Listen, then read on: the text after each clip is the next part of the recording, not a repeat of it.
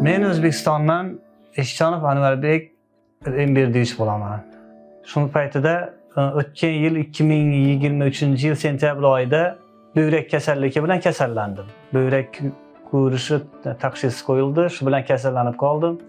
Keyin men Rossiyada davolanib boshladim. Rossiyada 3-4 oy dializ olib yurdim. Rossiyada davolandilar. Rossiyada birinchi dializni qilishdi vrachlar.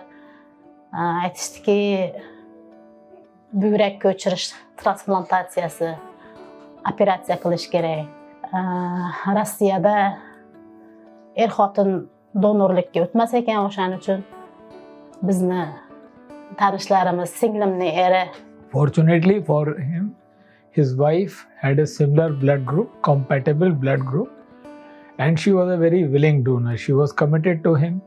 So we did all her tests. Her tests were okay. They underwent a kidney transplant in which the donor undergoes a laparoscopic donor nephrectomy, and the recipient underwent an open kidney transplant. And I'm very happy to report that now nearly a month has passed. Both husband and wife have done very well.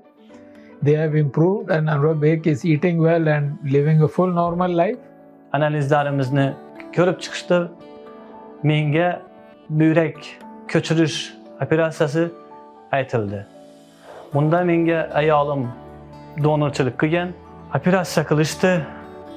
Ahvolim yomon darajada edi.